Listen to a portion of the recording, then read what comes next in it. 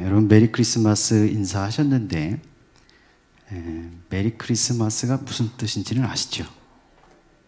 아시죠? 학교에서 알려줬어? 안 알려줬어? 그래. 제가 알려드리겠습니다. 모르는 분들이 계셔서. 메리 크리스마스는 여러분 세 단어가 합쳐진 말이에요. 놀랍죠? 맨 처음에 메리, 그 얘기는 무슨 얘기냐면 즐겁다, 기쁘다, 평안을 빈다 이런 뜻입니다. 그리고 크리스마스는 크리스토스, 그리스도, 그리고 마스는 미사. 그러니까 미사는 무슨 뜻이냐면 예배라는 뜻이에요. 그러니까 메리 크리스마스 이렇게 인사하는 것은 기쁘게 그리스도를 예배합시다 이런 뜻입니다. 다 알고 계셨나 봐요. 놀라지 않으시. 다시 한번 뜻을 생각하면서 좌와 앞뒤에 계신 분들하고 인사하겠습니다. 메리 크리스마스. 시작. 메리 크리스마스. 네. 1년 만에 처음으로 제가 가운을 입었습니다. 괜찮은가요? 근데 이 가운이 의미가 있어요. 15년 됐네 벌써. 제가 부목사로 여기 교회 왔을 때 여러분들이 해준 거예요. 기억나십니까? 15년 동안 여러분 해주신 가운을 입고 세례도 많이 했고 집례도 많이 했습니다. 너무 감사하고 또 특별히 오늘 성탄절에 이 가운을 해주신 이 교회에서 제가 담임 목사로서 세례식을 집례하게 돼서 너무 영광으로 생각하고 기쁘게 생각합니다. 오늘 예배하는 예수님의 탄생을 축하하는 저와 여러분 인생 가운데도 하나님의 평강의 역사가 충만하시기를 주의 이름으로 간절히 축원합니다. 어떤 교회에 나이가 연세가 좀 많으신 그래봤자 60지 아직 안 되신 분이죠. 여자 성도님이 한 분 계셨답니다. 근데 이분이 이혼을 했어요. 이혼을 했는데 남편은 재혼을 했습니다. 근데 미국에 살고 있는 교포랑 재혼을 해서 미국의 LA로 가서 살고 있어요. 근데 이분은 혼자서 서울에 사는 겁니다. 딸이 하나 있는데 딸도 결혼했습니다. 그래서 남편의 직장을 따라서 지방에서 사는 거죠. 혼자서 서울에서 살아가는 겁니다. 재혼을 하려고 생각을 해봤지만 나이도 있고 여의치 않아서 재혼을 안 했어요. 너무 외로운 거예요. 친구가 추천을 하기를 개를 한 마리 키워보라고. 그래서 이분이 친구의 말대로 강아지를 한 마리 구해서 자기 반려견으로 기르기 시작했습니다. 개를 키우니까 참 좋더래요. 외롭지도 않고 어떨 때는 밖에 나갔다 들어오면 자기를 그렇게 보면서 반가워해주고 얼마나 귀엽겠어요. 여러분 개 키우시는 분들 계시죠? 안 계신가요? 네, 하여튼 그래서 그 개를 키우면서 위로를 얻고 살았는데 문제는 이 개가 3년쯤 있다가 병이 걸려서 죽었어요. 그런 경험들 있는 분 계실 겁니다. 같이 가족처럼 지내다가 개가 죽으니까 세상이 무너지는 것 같더래요.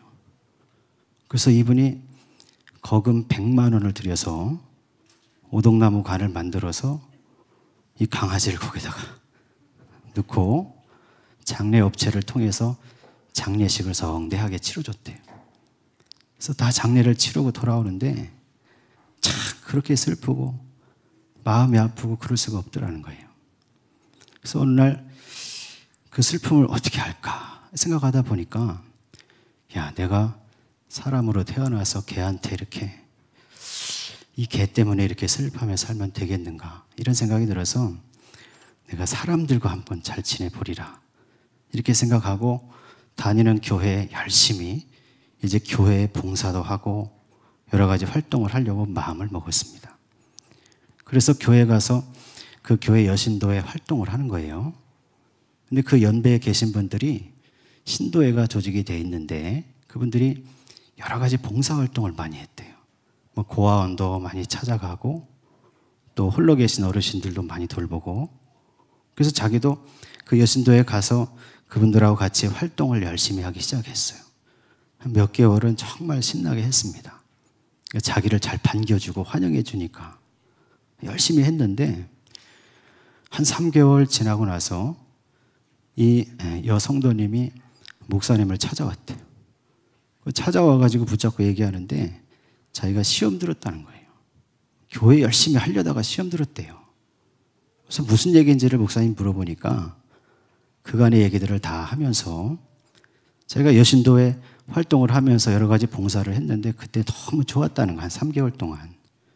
근데 봉사하면서 돌아다니는데 그 여신도 있는 한 분이 그렇게 자기를 붙잡고 시어머니처럼 굴더라는 거예요. 당신은 나보다 늦게 시작했으니까 이건 이렇게 하는 거고 저건 저렇게 하는 거고, 사사건건 와서 이걸 이렇게 따지고 저걸 저렇게 따지고 자기를 얼마나 또 힘들게 하는지, 그것 때문에 시험 들었다는 거예요, 자기가. 여러분, 우리가 신앙생활을 하면서 하나님 은혜 가운데서 서로가 서로를 잘 돌봐주는 성도 되시기를 원합니다. 예수 그리스도께서 이 땅에 오신 것은 오늘 저와 여러분 같은 사람들, 한계 속에 있는 사람들, 자기의 뜻대로 하려고 하는 사람들, 그리고 외로움 가운데 힘든 가운데 있는 사람들, 그 사람들의 친구가 되시고 품어주기 위해서 이 땅에 오셨다는 사실을 믿으시기를 원합니다. 그래서 오늘 저와 여러분이 성탄을 맞으면서 기도하면서 살아갈 때 하나님께서 내 꼴을 보아주시기 위해서 오셨다. 여러분, 이것을 기억하시길 원합니다. 어떤 목사님이 목회를 이제 다 은퇴하신 목사님이 계셔요. 근데 그분이 목회가 뭐냐? 이거 한마디로 정의하시더라고요. 목회가 뭐냐? 꼴 봐주는 거래요. 꼴 봐주는 거. 여러분, 신앙생활도 마찬가지입니다. 목사도 그렇지만 여러분의 신앙생활도 마찬가지예요. 같은 교회에서, 같은 성도로서, 하나님을 섬기는 자들로서 서로가 서로의 꼴을 봐주는 겁니다. 이것을 성공해야 교회가 하나님의 교회가 되는 거죠. 오늘 저와 여러분이 성탄을 맞으면서 서로가 서로의 꼴을, 여러분 꼴이란 말이 이상하게 들지 모르겠지만 우린 말이잖아요. 얼마나 좋은지 몰라요. 나의 있는 그대로를, 여러분이 있는 그대로를 서로가 잘 봐주는 성도 되시기 원합니다. 여기 성공해야 됩니다. 다시 한번 좌우 앞뒤에 사람들하고 인사하겠습니다. 손을 펼치시고 꼴 봐주는 성도가 됩시다. 시작. 꼴 봐주는 성도가 됩시다. 여러분 뭐 꼴값 하나 이러지 마시고 서로가 서로의 꼴을 잘 봐주시기를 바랍니다. 오늘 마태복음에 있는 2장에 있는 말씀 9절을 읽었는데, 오늘 말씀에서 동방박사들이 아기 예수가 나신 곳을 방문해서 거기에 예물을 드립니다. 근데 여러분, 여기 등장하는 동방의 박사들은 우리가 열심히 공부해서 따는 PhD 그 박사가 아닙니다. 헷갈리시면 안 돼요. 이 박사라는 말은 헬라어로 마고스, 마귀입니다. 이 뭐 하는 사람들이냐면 고대의 바벨론이나 페르시아 제국에 등장하는 사람들이죠. 그래서 굉장히 높은 지위를 가졌던 사람들인데, 그 당시에 지금으로 얘기하면 천문학자들이나 점성술 하는 사람들이었어요. 고대의 예언과 고대의 묵시들을 잘 생각하고 그것을 풀어서 그것이 언제 어떻게 이루어질지를 소망하면서, 특별히 하늘의 별자리를 잘 연구하면서 그 일이 이루어지기를 소망하고 갈망했던 사람들입니다. 특별히 마태복음 2장에 이 동방 박사들이라고 얘기할 때, 동방은 이스라엘을 기준으로 해서 동쪽입니다. 그러니까 여기가 아마 바벨론이나 페르시아 지역이었다고 생각을 하는 거죠. 근데 거기 있었던 이 박사들이, 점성술사들 중에 어떤 사람들이 예수 그리스도께서 탄생하신 그 메시아의 별을 발견하게 된 겁니다. 만약에 바벨론 지역에서 예루살렘까지 왔다고 한다면 걸어서 낙타나 뭐 나귀를 끌고 왔을 테니까 최소한 3개월 이상을 온 겁니다. 한번 생각을 해보면 그러니까 예수께서 탄생하시기 한 3, 4개월 전부터 그 징조, 별자리의 징조를 보고 그것을 쫓아서 그것을 따라서 예루살렘까지 온 거지요. 그래서 맨 처음에는 이 사람들이 바로 별의 인도를 따라서 베들레헴으로 간 것이 아니라 예루살렘 성전으로 갑니다. 성으로 갑니다. 거기 누가 있었냐면 헤로드 왕이 있었고 대제사장과 또 서기관들이 있었죠. 그 사람들에게 가서 이 동방박사들이 물어보는 겁니다. 유대인의 왕으로 나시니가 어디 계시냐는 거예요. 자기들은 석 달, 넉 달 전부터 그 왕이 메시아가 태어날 것을 알고 그분에게 경배를 드리기 위해서 저 멀리서부터 왔다는 거죠. 그래서 그 예루살렘 성, 헤로드 왕이 있는 그 성으로 가서 거기서 그 얘기를 하니까 그때 헤로드 왕과 대제사장과 서기관들 예루살렘 온 성내가 소동을 벌였다. 그렇게 돼 있어요. 여러분 오늘 성경 말씀에 이 말씀 한번 찾아서 읽어봤으면 좋겠습니다. 마태복음 2장 1절에서 6절까지 말씀입니다. 같이 한번 찾아서 읽어보겠습니다. 마태복음 2장 1절에서 6절 같이 한번 읽겠습니다.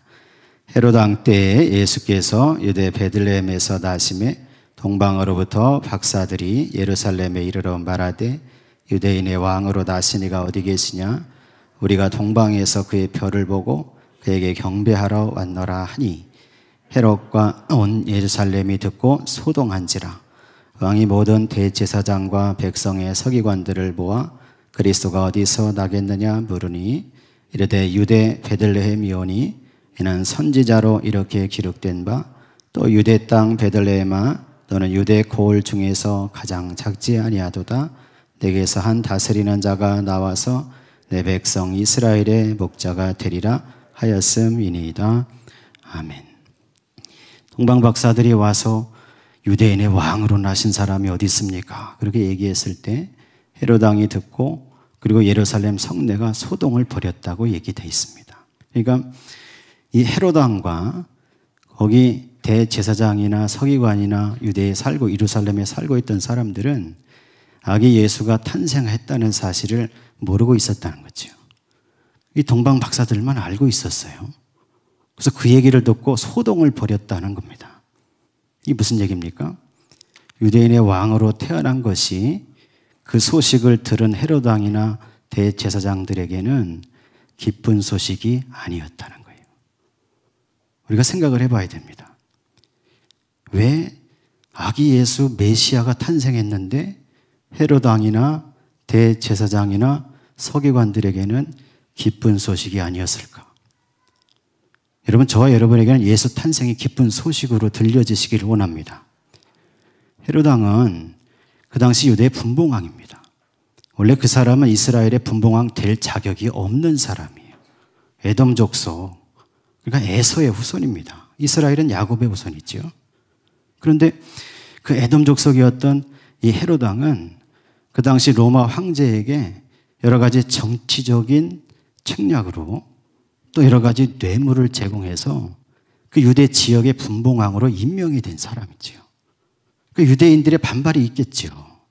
그래서 그걸 잠재우기 위해서 그 당시 있었던 제2성전을 다 헐어버리고 거기다가 의리의리하게 예루살렘 성전을 지어준 겁니다.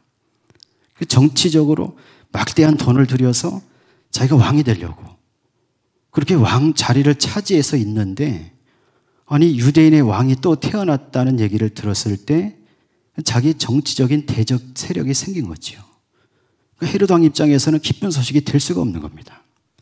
그래서 여러분 잘 아시지만 나중에 동방 박사들을 보내면서 베들레헴으로 보내면서 어디 있는지를 잘 알아보고 나에게도 알려달라고 얘기합니다. 왜? 가서 경배하는 게 아니라 그 위치를 알면 가서 그 아기 예수를 죽여버리려고. 헤로드 왕은 그때부터 그런 생각을 가졌어요. 기뻐할 수가 없어요. 여러분 대제사장들, 서기관들 왜 기뻐할 수 없었습니까? 그 사람들은 메시아가 올 거라는 그 사실을 구약을 통해서 알고 있었습니다. 구약의 선지자들, 예언자들을 통해서 예언되어 있던 사실을 다 알고 있었어요. 그래서 동방박사들이 물어봤을 때 서기관들이 바로 대답하는 겁니다. 어디서 나겠느냐 물어보니까 미가서 5장 2절을 딱 들면서 베들레헴에서 난다는 거예요. 알고 있었어요. 근데 그 소리를 듣는 순간 그 사람들이 막 소동이 일어났던 겁니다. 왜냐하면 대제사장이나 서기관이나 그 당시에 유대 종교의 지도자들은 메시아가 오시기는 오시되 그 메시아는 어떤 분이어야 하냐면 다윗 왕처럼 엄청난 힘을, 엄청난 군사적인 정치적인 힘을 가진 그런 왕을 기다리고 있었어요. 그런 사람이어야만이 지금 자기들이 로마의 지배를 받고 있는데 그 로마를 다 뒤집어 엎고 그 로마의 위치에 자기 유대 민족을 올려놓을 수 있다, 이렇게 생각한 겁니다. 그러니까 그 유대 베들레헴의 마구간에 태어난 아기 예수, 평화의 왕으로 오신 분, 자기의 몸을 희생해서 남을 구원하는 이런 메시아는 쓸데가 없는 거예요. 오늘 저와 여러분이 성탄절을 맞으면서 예수 그리스도의 탄생의 소식이 기쁨으로 들려지시기를 원하는데, 예수 탄생이 기쁜 소식이 되려면 어떻게 해야 됩니까? 저와 여러분의 욕심이 사라져야 됩니다. 여러분, 이 땅에 살아가면서 성탄절을 맞을 때 내 고집과 내 욕심과 나의 욕망과 여러분 이런 것들을 내려놓을 때 기쁜 소식이 되는 거예요. 헤롯 왕은 자기 욕심에 갇혀서 그 예수를 죽이려고 했고, 대제사장 서기관들도 나중에 예수 그리스도를 십자가에 못 박는 사람들이 됩니다. 다 왜 그렇습니까? 자기 욕심 때문에 그런 거지요. 자기들이 살아가는 세상 속에서, 현실 속에서 내 욕심을 채우려다 보니까, 나의 것을 많이 쌓아놓으려다 보니까 그것을 다 내주라고 하시고 자기를 들여서 희생하시는 예수 그리스도가 필요 없는 겁니다. 오늘 저와 여러분은 바른 신앙으로 서시기를 원하는데, 특별히 저와 여러분의 모든 욕심과 모든 고집과 모든 나의 욕망을 오늘 이 시간에 그리스도 십자가 앞에 내어놓고 아기 예수로 오신 그 주님의 탄생을 축하하는 성도가 되시기를 간절히 소망합니다. 동방박사들은 이제 베들레헴에서 태어났다는 소리를 듣고 다시 별의 인도를 따라서 그 베들레헴 마구간으로 찾아갑니다.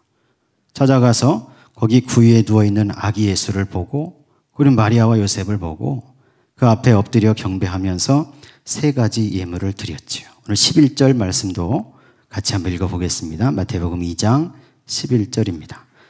집에 들어가 아기와 그의 어머니 마리아가 함께 있는 것을 보고 엎드려 아기께 경배하고 보배압을 열어 황금과 유향과 모략을 예물로 드리니라. 아멘. 그래서 이 동방박사들이 세 가지 예물을 드리죠. 황금과 유향과 몰약을 드렸습니다. 황금은 왕에게 드리는 겁니다. 몰약은 대제사장을 상징하는 겁니다. 대제사장이 속죄의식을 할 때 제사장이 성소 안에 들어가서 거기서 유향 가루를 가지고 분향단에 향을 피우죠. 그 일을 하는 사람이 대제사장이에요. 그러니까 유향은 우리의 죄를 대속하시고 또 하나님과 우리 사이에서 우리의 모든 것을 중보하시는 그 그리스도를 상징하는 겁니다. 몰약은 그 당시에 치료제로 쓰였고, 몰약은 그 당시에 방부제로 쓰였습니다. 그러니까 예수 그리스도가, 아기 예수가 이 동방 박사들에게 어떤 존재로 경배됐냐면 그들의 왕으로 경배됐고, 그들의 대제사장으로 경배됐고, 그리고 그들의 치유자요, 그리고 그들의 구세주로 그들이 경배했다는 사실이지요. 오늘 저와 여러분이 이 말씀을 보면서 우리도 동방 박사들처럼 아기 예수를 왕으로서 경배하는 성도가 되시기를 원합니다.